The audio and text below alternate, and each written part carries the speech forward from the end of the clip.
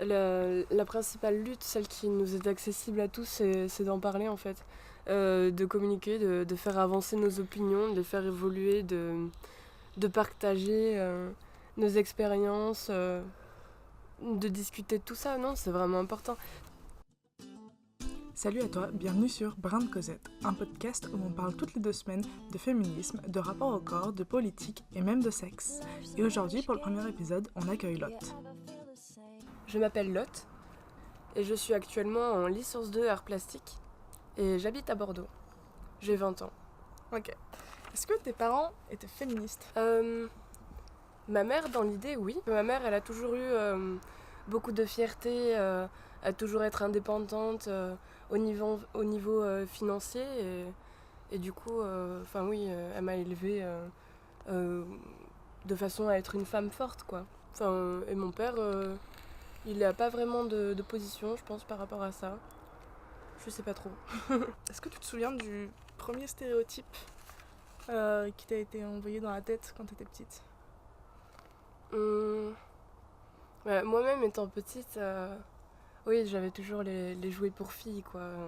Puis dans les catalogues pour jouer, je regardais jamais pour les garçons. Enfin, si, ça m'arrivait parce que j'aimais trop les Playmobil qu'ils avaient, tu vois. Ils avaient toujours des Playmobil avec des dinosaures et tout ça, et j'adorais trop ça. Mais moi, par contre, du coup, on m'achetait des poupons, des Barbie, des Playmobil de princesse, un peu, des trucs comme ça. J'avais aussi des jouets un peu plus mixtes. Du coup, voilà. Du coup, tu les as eu tes Playmobil de dinosaures ? Non. Non, mais j'avais des petits chalets, j'avais des trucs plus mixtes, pas vraiment garçon ou fille, quoi. Oui, même à l'école, des fois je jouais avec les voitures, mais je jouais surtout avec les petites cuisines et la dinette et tout ça. J'aimais beaucoup la dinette. Et les jeux qui étaient plus scientifiques et tout ça, ou créatifs. J'aimais beaucoup ça aussi. Okay. Je pense que ça fait partie des stéréotypes. Est-ce que tu as eu un autre souvenir marquant de sexisme ou de moments où tu t'es sentie, t'avais peut-être pas le mot pour le dire, mais féministe ? Ou genre tu t'as défendu ta condition ? Oui, alors ça, c'était... cette question, elle a commencé à apparaître à la puberté. Mais par rapport à l'égalité des genres, j'ai été confrontée, quand j'étais petite, en primaire déjà. Oui, c'était la primaire, je pense. En fait, mon cousin, il était tout petit, il avait genre 2 ans. Et lui, il aimait beaucoup porter des tutus, mettre du vernis à ongles et tout ça. Et c'était pas vraiment... Enfin, c'était pas grave, quoi. Mais mes parents, ils étaient pas OK avec ça, tu vois. Surtout mes grands-parents. Mais sinon, à la puberté, ça a commencé lorsque mes seins ont commencé à pousser et tout ça. J'ai commencé à me sentir bizarre, tu vois.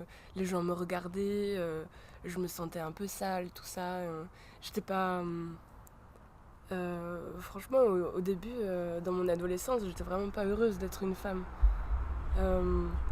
Du coup, ouais, je l'ai pas très bien vécu, quoi, la première transition. Hein. C'est venu que... Ouais. J'ai accepté d'être une femme, en fait, en venant à la fac. Est-ce que ça te paraissait injuste d'avoir les seins qui poussent ou d'être considérée comme une femme ? Franchement, ouais. Franchement, ouais. Mais pourquoi ? Oui, parce que je voulais vraiment... j'aurais préféré être un garçon, surtout à l'époque. Je voyais mon cousin qui faisait pipi contre des arbres, on lui disait rien. Et moi, quand je faisais pipi derrière un buisson, on me disait « mais va chercher des toilettes !» Alors que j'étais petite. Et du coup, ouais, franchement... et puis même, j'avais l'impression que il y avait toujours un sentiment de supériorité des garçons par rapport à moi. Je me suis sentie un peu inférieure, en fait. Pas dire indirectement, mais oui, quand même. Je sais pas, j'avais l'impression qu'ils étaient plus libres de regarder. Ils regardaient ouvertement, alors que nous, pour regarder les garçons, on se cachait. C'était tabou, quoi. Et du coup, oui, je pense vraiment que j'ai senti une sorte d'injustice par rapport à ça. Et actuellement, c'est toujours une injustice pour toi ?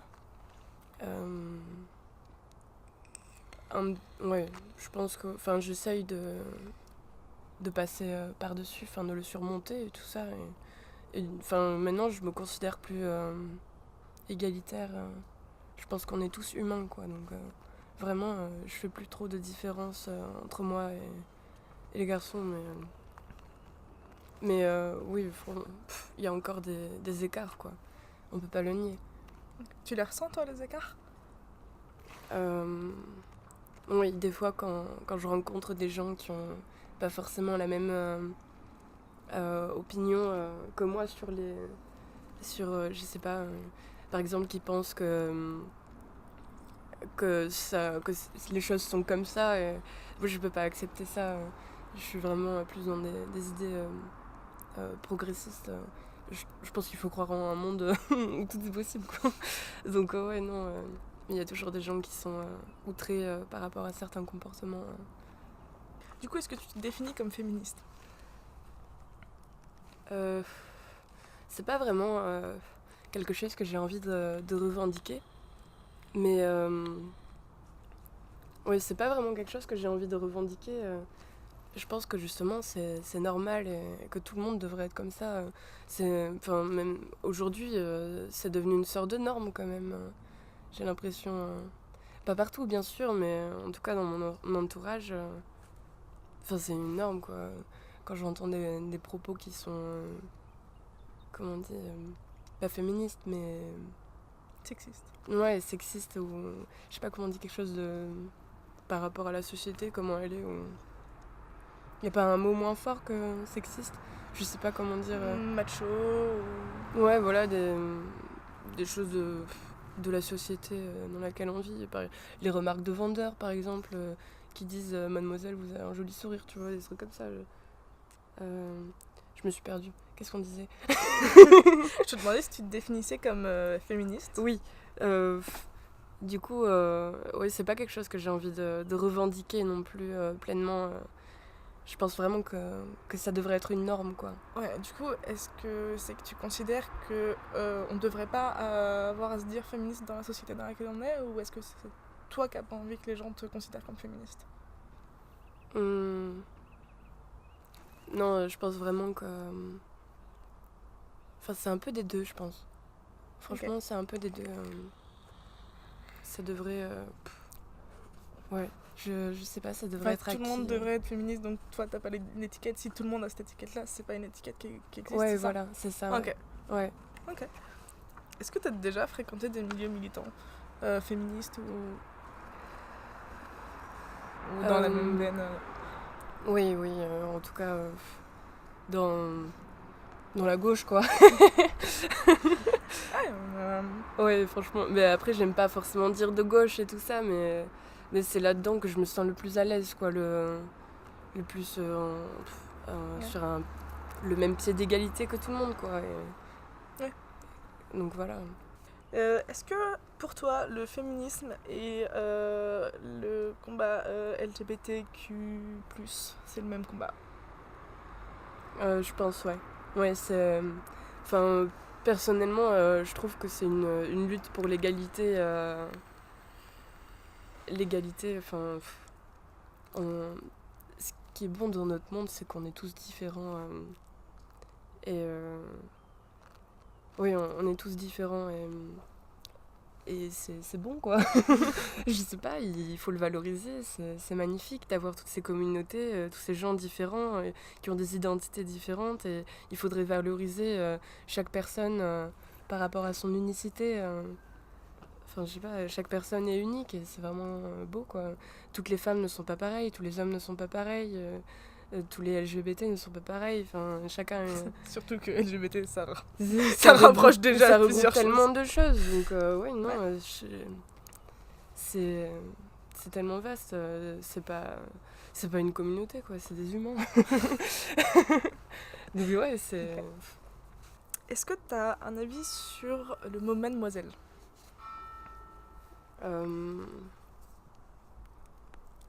Bon, non, pas vraiment. Non, j'ai pas vraiment d'avis. Je sais pas si c'est vraiment...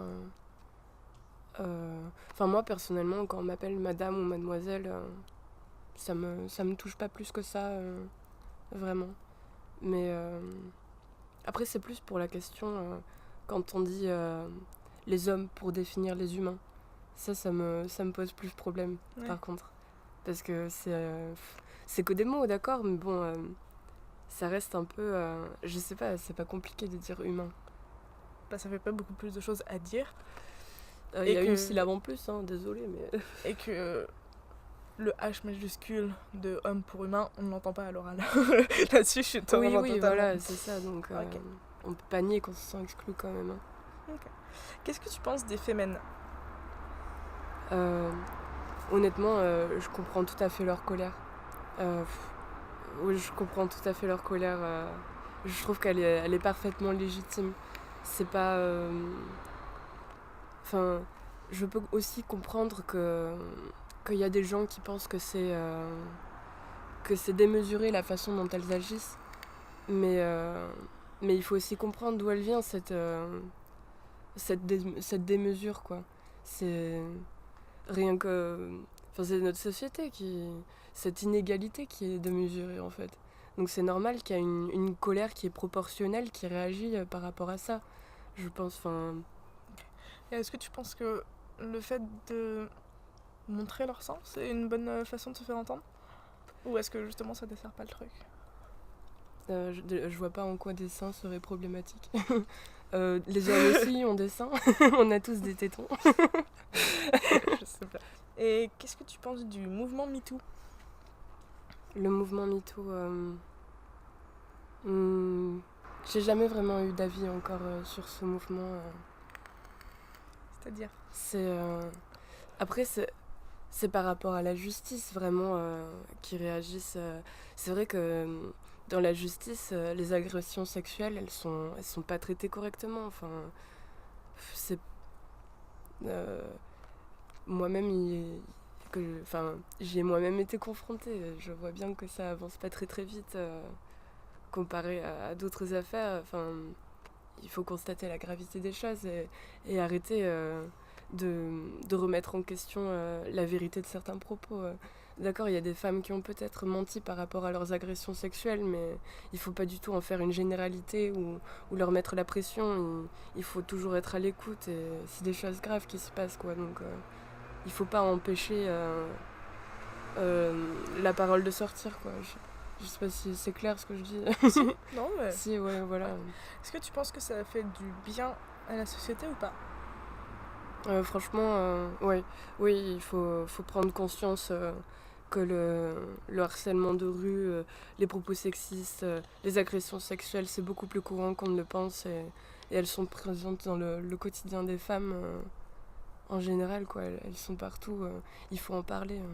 Et tu penses que MeToo, ça a ouvert les yeux des gens ou ils étaient déjà ouverts? Du moins aux gens qui s'y intéressent.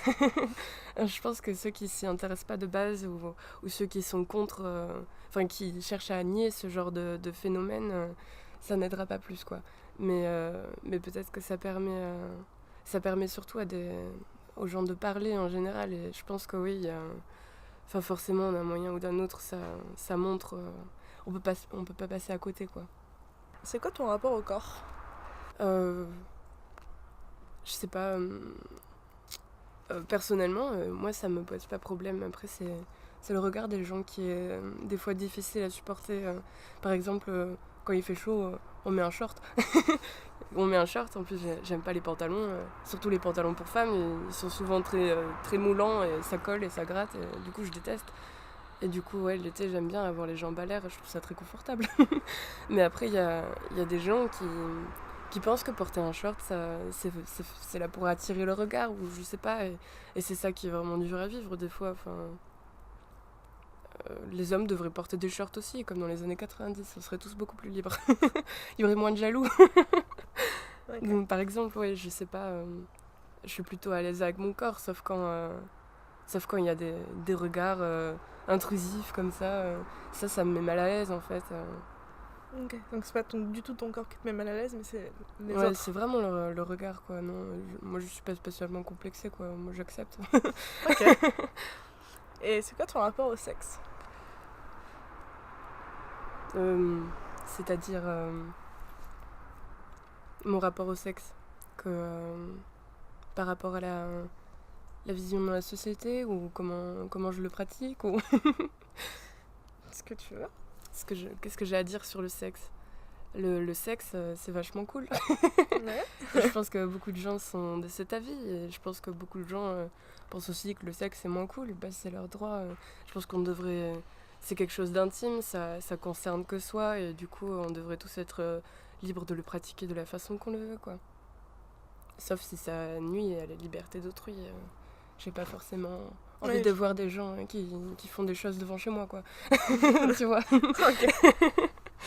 Et, mais du coup, si ça concerne pas les autres, est-ce qu'on en parle ou pas? Si, enfin, je pense que quand on rencontre des problèmes, quand on se sent mal par rapport à ça, c'est comme tout problème intime, quoi. On en parle avec des gens en qui on a confiance, ou alors avec des spécialistes, des médecins, tout ça. Non, je pense que c'est important d'en parler quand même.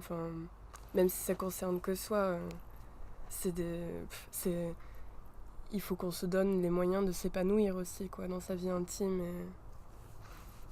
Donc voilà. C'est quoi pour toi le féminisme? Je pense que c'est une opinion, une lutte pour les droits déjà, pour l'égalité entre tous, même par rapport aux hommes, c'est contre les stéréotypes, c'est pour avoir plus de liberté, je sais pas, pour être qui on veut en fait. Qu'on soit homme ou femme, je pense que ça considère les deux sexes d'ailleurs. Donc non, vraiment, c'est pour essayer d'arrêter de se renfermer dans cette identité des genres qui renferme chacun de nous au final, quoi. Et surtout, en particulier les femmes aujourd'hui, c'est très contraignant, rien que par rapport au salaire, par rapport à la taxe rose. Il y a tellement d'exemples, je sais pas comment dire, c'est très vaste le féminisme. Est-ce qu'à ton avis, un homme, ça peut être féministe? Oui, bien sûr. D'ailleurs, un homme, il faut qu'il soit féministe si le féminisme veut, comment on dit, prospérer. Si pour sa perpétuité, les hommes doivent adhérer à ce mouvement, il faut qu'ils en aient conscience aussi. Et il faut qu'ils soient à nos côtés pour militer aussi. Il faut vraiment que ce genre de pensée, ça concerne la société, donc ça concerne chacun d'entre nous. Donc oui, vraiment, et qu'on... Je sais pas, il faut... Les hommes font partie de notre entourage aussi.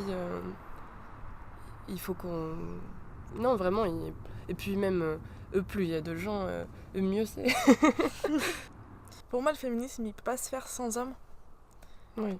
Et on a beau être la majorité, on a beau être majoritaire dans la société en termes de pourcentage dans la population, on n'est clairement pas majoritaire en termes de pourcentage dans les instances décisionnaires. Donc on peut pas se permettre d'écarter les hommes, en fait, c'est pas possible.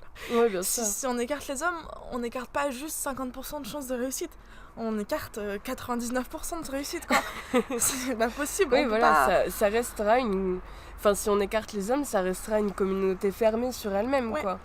Et il faut surtout pas que ça devienne ça, quoi. Il faut que ça reste ouvert à tous, à tout le monde, à toutes les identités. Il y a bien des hommes féministes. Imagine un homme féministe, il peut pas participer aux actions féministes. Le pauvre, il va faire comment, lui? Il va être dégoûté. Et ben, il va développer une haine contre ça. Et c'est normal parce qu'il se sentira exclu, quoi. C'est quoi les actions féministes que tu fais au jour le jour? Les actions féministes que je fais au jour le jour. Déjà, quand on me fait des remarques dans la rue, j'essaye de répondre, même si des fois c'est pas facile. Il faut réagir par rapport à ça et il faut pas le nier. Non, j'essaye de répondre surtout. Des fois, ça me met en colère, donc je peux pas m'en empêcher. Mais sinon, quoi d'autre Après, je continue à penser que quand j'en fais pas assez, quoi. J'en fais pas assez. J'ai l'impression de encore trop garder le silence par rapport à certaines choses et tout ça. Et je ressens encore le besoin de m'exprimer par rapport à certains phénomènes, quoi.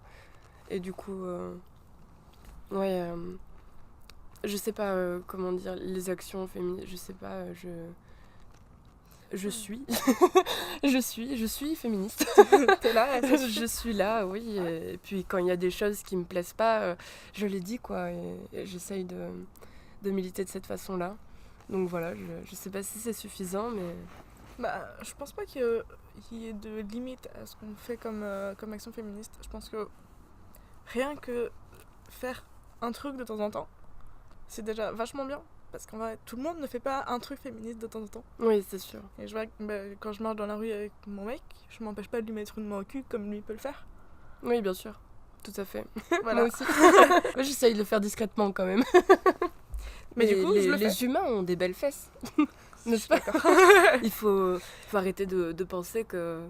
Enfin, je sais pas, j'ai l'impression que même la beauté chez un homme, c'est encore très tabou aujourd'hui, je trouve. Enfin, comme si le désir féminin est complètement nié. Et, enfin, je veux dire, la beauté d'un homme mérite d'être valorisée aussi, je trouve.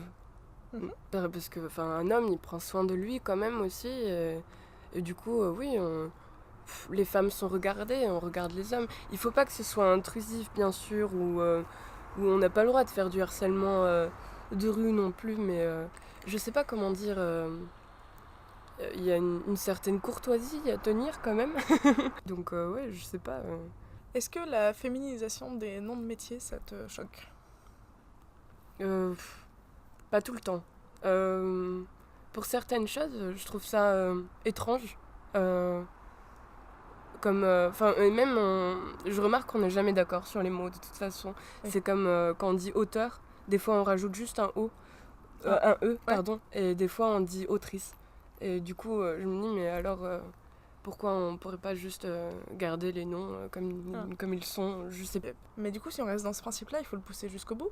Enfin, il faut que ça soit égal partout. Et du coup, on dit une infirmier, une maïoticien, une puériculteur. Une maître. Oui, non, c'est vraiment bizarre. Même pour les maires, par exemple, monsieur le maire, madame le maire. Oui, non, mais en anglais, par exemple, on n'a pas tous ces problèmes. Je sais pas pourquoi. Enfin, beaucoup moins en tout cas. Oui, mais déjà, le et la, c'est le même mot. Oui.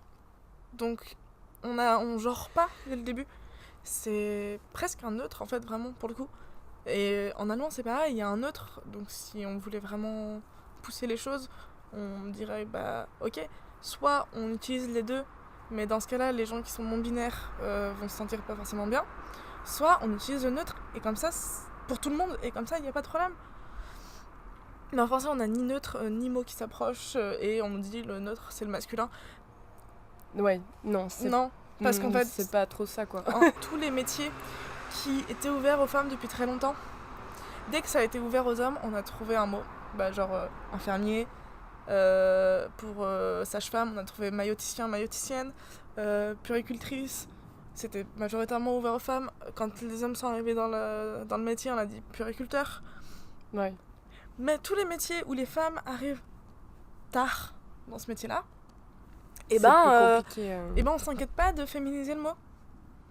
Parce que le masculin a beau être neutre, enfin on a beau dire que le masculin est neutre, et ben en fait, on n'arrive pas à dire ok, bah, ce mot-là il devient neutre, et au lieu de laisser un mot féminin et rajouter un mot masculin, on pourrait dire bah ok, ce mot-là devient neutre et il est possible pour les femmes et pour les hommes, comme un nom masculin de base est possible pour les hommes et pour les femmes dans la tête de ceux qui pensent ça. Oui, bien sûr. Tiens, je trouve ça un peu ça me rappelle un truc qu'on m'avait dit quand je commençais à apprendre le français à l'école. Du coup, on m'a enseigné que le masculin l'emportait sur le féminin, peu importe le nombre d'éléments féminins.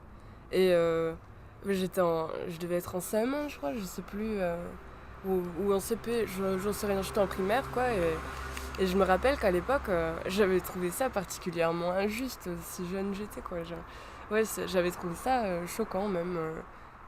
Et j'ai pas trouvé ça normal, quoi. J'ai toujours eu du mal à l'accepter, en vrai. Est-ce que t'as un exemple de personne ou personnage dans ta vie qui est inspirante concernant le féminisme? Ça peut être un homme, une femme, un personnage de BD, un personnage de ce que tu veux. Je pense que j'en ai plusieurs. Mais vas-y. Ma mère, Niki Saint-Phal. Il y en a tellement. Déjà, beaucoup de... Judy Chicago aussi, j'aime beaucoup, enfin c'est beaucoup d'artistes du coup, vu que je suis aussi en art plastique et que, surtout, je trouve en ce moment, c'est en train de devenir un milieu très féminin. Enfin, quand je regarde ma promo, il y a pratiquement que des filles, quoi. Après, ça me pose, je me pose des questions, parce que dans le milieu culturel en général, il y a quand même une majorité masculine. Mais bref, du coup, oui, en tant que personnage, euh, j'ai du mal à dire les noms là tout de suite. Non, mais c'est pas grave. Mais oui, Niki de Saint-Phal surtout, c'est incroyable ce qu'elle a fait. D'ailleurs, je trouve qu'on devrait tellement plus valoriser tout ça. On n'en parle pas assez, pas autant que les hommes, tout ça. Enfin, rien que dans la philosophie aussi. Enfin, je connais que. Comment elle s'appelle, Anna. La philosophe. Anna. Bon, ben voilà, tu vois. Un exemple, ça nous échappe les noms, quoi. Simone de Beauvoir aussi. Enfin, ouais, c'est incroyable. Enfin, je sais pas, il y a des femmes qui m'inspirent énormément Pourquoi elle t'inspire du coup? par rapport à leur détermination surtout. Elles ont une certaine, je sais pas, une force intérieure qui leur permet de faire les choses, d'accomplir des exploits. Et je trouve ça vraiment admirable, quoi. Et d'aller à l'encontre de certaines choses. Enfin, moins aujourd'hui, mais surtout autrefois, quoi. Il y avait beaucoup plus de préjugés et de règles sociales.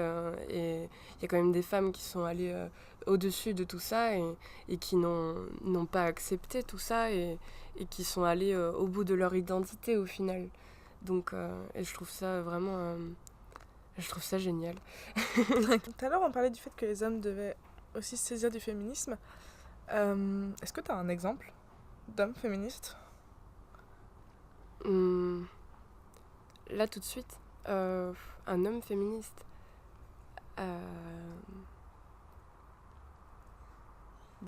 Non, j'ai pas de nom à te donner là tout de suite.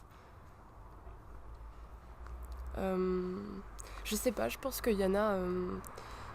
Ils sont peut-être pas connus, je sais pas. Ah. Enfin, j'en connais aucun en tout cas, mais il y a des gens du coup dans mon entourage qui pensent comme ça, qui vont dans ce sens-là et qui militent aussi, enfin qui prennent la défense du féminisme et tout ça et qui le défendent vraiment. Donc je trouve ça vraiment génial. Et puis du coup voilà, je sais pas comment dire. Enfin, disons même par rapport à mon copain, à moi, du coup à mon homme. Enfin, j'essaye de lui expliquer beaucoup de choses et tout parce que j'avoue qu'il a une vision de la femme encore très stigmatisée, tu vois. Et on a beaucoup débattu là-dessus, tous les deux. Et puis là, j'ai l'impression qu'il commence à comprendre dans quel sens je veux aller et comment je pense et tout ça. Et il est en train d'adhérer aussi à tout ça. Enfin, je lui montre des choses, je lui explique les choses que je vis et tout ça. Et du coup, il commence à... je sais pas, je le sens de plus en plus féministe, quoi. Ok. Voilà. Donc ton exemple d'homme, c'est C'est mon homme. prochainement ton mec. Ouais, c'est ça. Est-ce que tu penses que... j'ai entendu ça l'autre jour, ça me fait un peu réfléchir. Le fait que la devise de la France, ce soit liberté, égalité, fraternité, et pas liberté, égalité, sororité, ou autre mot. Parce que fraternité, c'est vraiment l'idée de... entre hommes, entre frères. T'as pas l'impression d'être un, exclu de la devise de ton propre pays, et deux, que cette devise est totalement est contradictoire de ce fait-là, puisqu'elle fait égalité et fraternité, donc ça te donne pas l'impression que c'est égalité mais juste pour les hommes? Je sais pas pourquoi est-ce que la France a mis ça comme devise. Pourquoi ça n'aurait pas été plus simple de mettre solidarité plutôt que fraternité, sans doute pour souligner cet aspect les Français, on est tous frères, tout ça.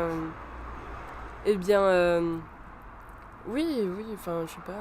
Tous des enfants de Marianne, et du coup, non, je sais pas, ça aurait été tellement plus simple de mettre solidarité pour souligner le- Ouais, l'aspect solidaire, quoi. ça aurait été moins excluant. Alors, je sais, ça va faire autant râler que de dire c'est le ministère de l'égalité femmes-hommes, avec les gens qui disent oh là là, si vraiment on en est à lutter juste pour les mots, c'est que le féminisme est suffisamment avancé et il n'y a plus besoin de lutter. Mais en fait, homme-femme, l'égalité homme-femme, c'était l'un des rares associations de mots qui n'étaient pas faites dans le sens de l'ordre alphabétique. Et du coup, ça donne pas l'impression que c'est égal. Ouais, Et c'est pareil, dans la devise, c'est peut-être juste un mot, mais c'est quand même vachement excluant, quoi. Oui, bien sûr. D'ailleurs, je trouve pas qu'on puisse dire c'est juste un mot, parce que c'est les mots qui nous permettent de penser.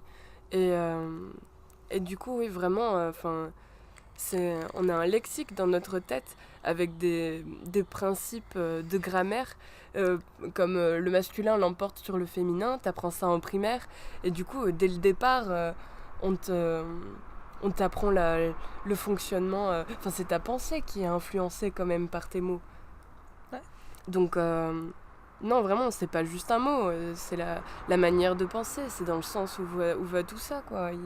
Il faut réfléchir dessus, il faut être pour le progrès. On invente bien des nouvelles langues. Alors pourquoi on ferait pas évoluer le français? Pourquoi Surtout que c'est une langue on vivante. réinventerait pas? Oui, bien sûr, en plus, il faut se bouger un peu, quoi. Ok. Et du coup, c'est un peu comme féminiser les noms de métiers. Tu disais, il y en a certains qui me gênent. En vrai, c'est une habitude à prendre.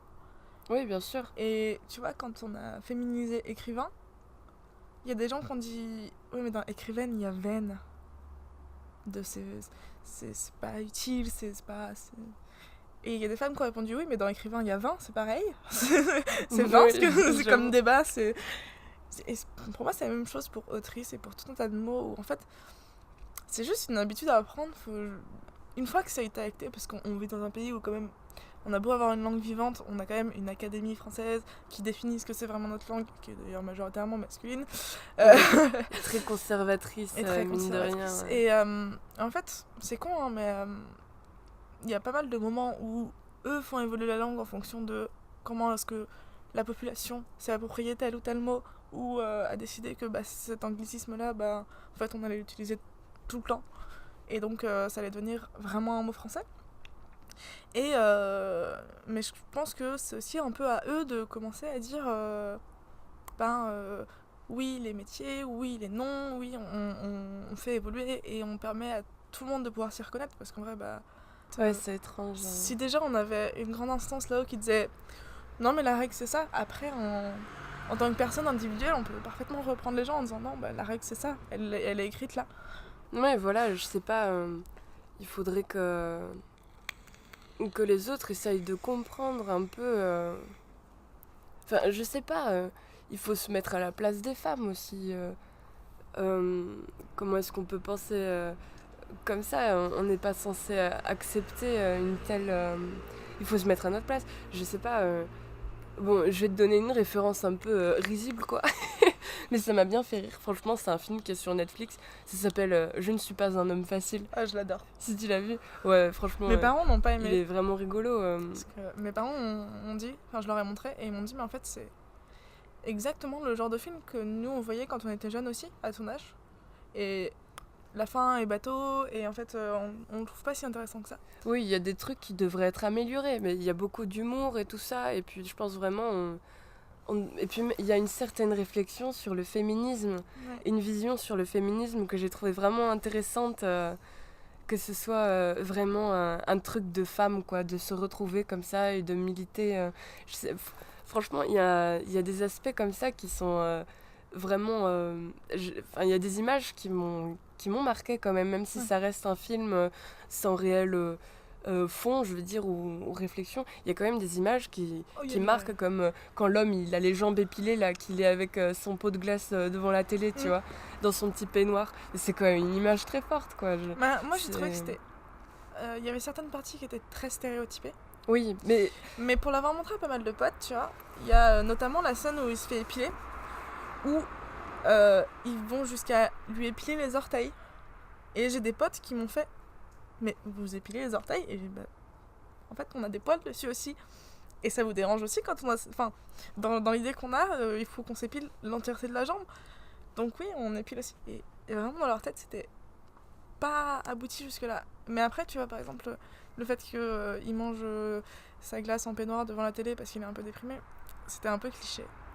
Et c'est pareil, il est en mini-short et je trouve ça trop bien. Parce que nous, on est censé, en tant que secrétaire, être en jupe, tailleur, machin. Oui, bien sûr. Totalement inconfortable et beaucoup trop court, et voilà.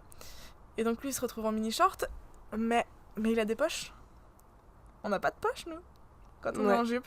C'est vrai. Il y a quelques trucs qui sont un peu aboutis, mais je l'ai trouvé un très... sac très encombrant. Ouais, on est obligé d'avoir un sac, c'est chiant d'avoir un sac. Même sur des pantalons, il y a des fois on n'a pas de poche, je trouve ça très nul. Oui, ou alors des poches ultra petites où t'arrives pas à attraper tes affaires. Oui. Où tu peux mettre une cigarette et un ticket de métro, et c'est tout. Ouais, et encore, quand tu t'assois, ça se brise. Voilà. Ouais, non, c'est... En fait, effectivement, mes parents avaient raison, c'est pas hyper abouti.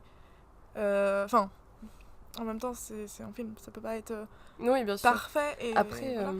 j'ai envie de te dire, sur les stéréotypes, je pense que notre société, elle a besoin des stéréotypes et des clichés pour communiquer entre elles de certains sujets. On a besoin de faire des généralités, de se faire des représentations de certaines identités, de faire une généralité, afin qu'on puisse tous se reconnaître dedans, quoi. Ouais. Tu vois. Et du coup, je pense que les stéréotypes, des fois, c'est nécessaire, quoi, pour qu'on puisse parler des sujets comme ça, surtout dans le média visuel, comme ça. On a... Enfin, je sais pas, on travaille souvent sur le stéréotype, le cliché, tout ça, c'est quelque chose qui nous permet de communiquer de façon universelle sur des choses, et de mettre en parallèle, d'opposer comme ça, de superposer. Oui, voilà, c'est nécessaire, je pense aussi. Moi, du coup, j'ai eu deux réactions. J'ai eu la réaction de mes parents qui disaient, mais en fait, c'est déjà des choses dont nous on parlait quand on était jeunes, et on pensait que vous aviez avancé, quoi. Et à côté de ça, j'ai eu des potes mecs à qui j'ai recommandé de regarder ça, qui n'étaient pas forcément féministes, et que ça a choqué. Ah ouais, en fait, il y a tout ça.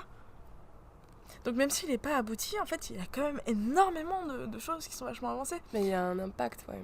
Ouais, et je trouve que vraiment, même s'il utilise des stéréotypes, et même s'il y a des trucs, ça permettait quand même de réamorcer le dialogue, quoi. Et c'était vachement intéressant que... Oui, c'est sûr. Même quand on voit, rien qu'à l'université, il y a beaucoup d'inégalités. Enfin, toi aussi, du coup, t'es à l'université avec moi et tout. Enfin, tu l'as bien vu. L'université, il y a quand même beaucoup d'inégalités aussi, ou de stéréotypes qui sont là. Enfin, il faut en prendre conscience, quoi. C'est vraiment dingue. Je sais pas, j'avais un ex Ouais. qui était allé en philosophie, du coup. Et il arrivait et tout, il s'est dit, tiens, c'est trop cool, il y a plein de belles nanas. Et du coup, il a invité tout le monde chez lui et tout ça, et puis il a couché avec toutes les nanas de sa promo, comme ça. Enfin, je sais pas, il y a quand même un sérieux décalage avec une fille qui débarque au milieu d'une promo d'ingénieurs composée d'hommes, quoi. Elle va pas se taper tout le monde. Enfin, je sais pas, il y a un sérieux décalage quand même sur la façon dont on a...